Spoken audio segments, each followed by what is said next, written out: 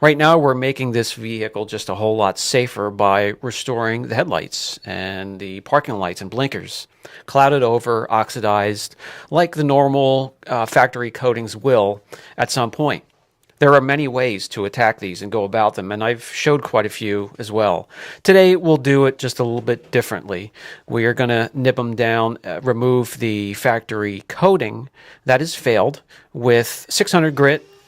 You can use 800 grit, 1000 grit, whatever you choose, but it's going to take some time to get that factory coating off. It can be thick, it can be stubborn, and it will let you know if it hasn't been completely removed, as it shows up a slightly different shade than the rest of the plastic lens.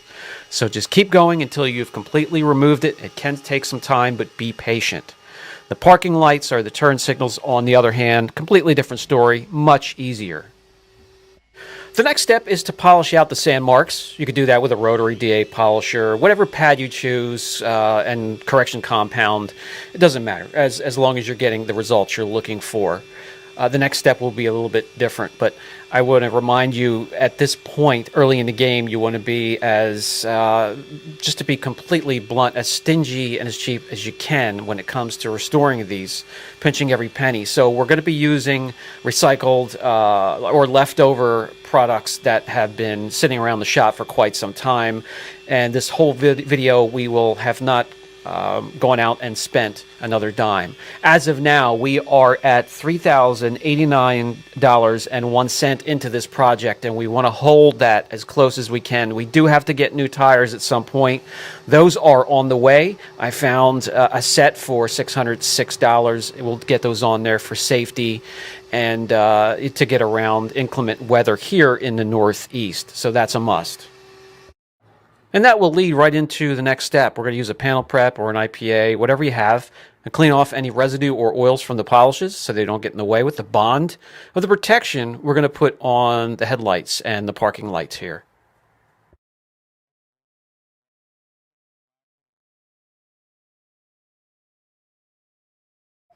Having plenty of leftover from other jobs, we're going to use 8mm PPF non-yellowing for the headlights. And we're going to put the slip solution, and this lets the film float on top of the panel or the headlight or whatever you're trying to protect, so you can adjust it. You can move it around and adjust it with the adhesive not grabbing onto the substrate. When you have it lined up, I'll use the factory cut for the portion of the headlight towards the grill, and I'll just trim the rest of it.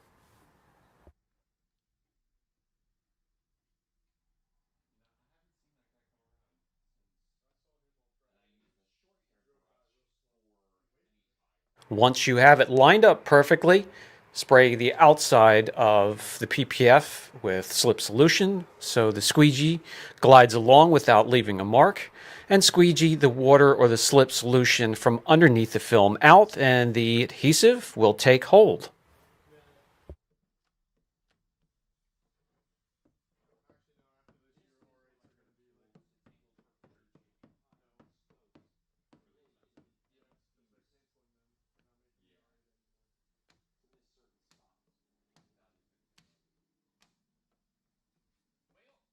And that's it. That's all there is to it, and that's yet another way you can restore and protect your headlights. I have demonstrated kits, repainting, coating, and now using PPF to protect them and preserve the finish. Both sides are done, nice and clear, protected, and we can move on to the next little mini project on this Jeep. All this done with items we had laying around the shop, nothing added to the total cost that we have into this vehicle.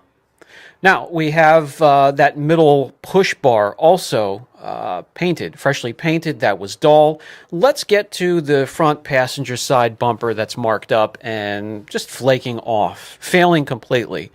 Do we need to tape that up now that we have the parking light and headlight restored over here? We're going to protect that as we work on this little edge trim piece on the bumper. And we'll tape it up, we'll protect them. We need to sand down and denib that little trim piece There are scrape marks and some of the areas where the paint is failing that needs to be removed and scuffed up.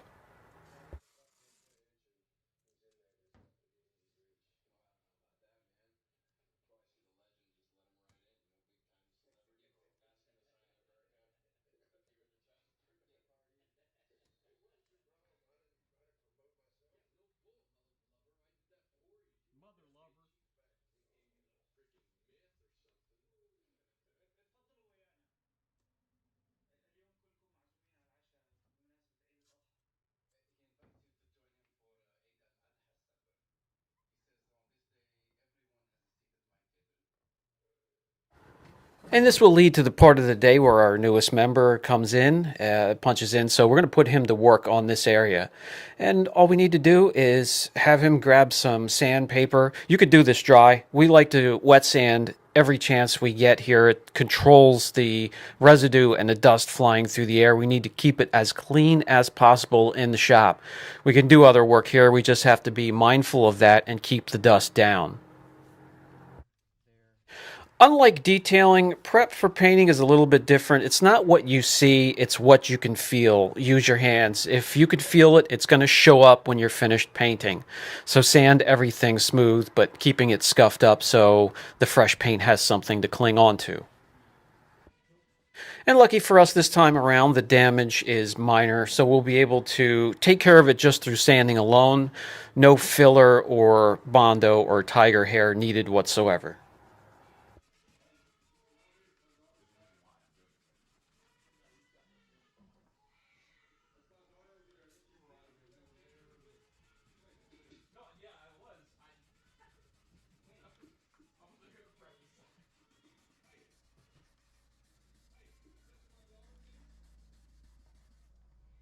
While he's working on that, I can search my shelves for leftover paint. I have several shades of silver, I have some hardener, and I'll pick one where I think it's the closest match. It's not going to be perfect, but hopefully it's close enough of a match where you won't notice it. First, we need to lay down a bit of primer. The primer also helps fill in some of the areas in the corner there that are damaged, and that will make it nice and smooth, and you won't be able to tell there was anything done in that area when we're finished with it.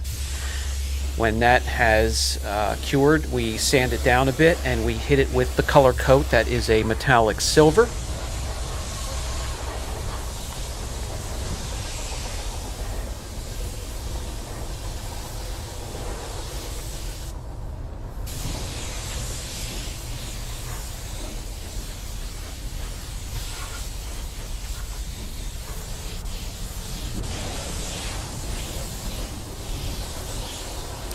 And finally, the cherry on top, and that is the clear coat. That will give it its gloss, the final look.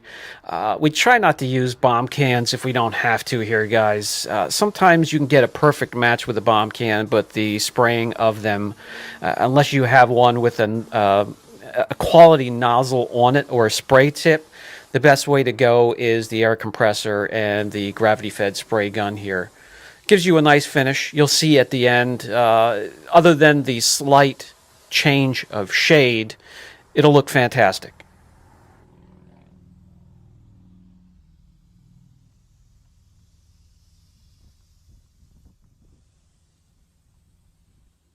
That will do it for this episode of the Flip series. Let me know down in the comments section how you think we're coming along with this project and what we have done so far. This has been Brian from Apex Detail. I'll catch you in the next video.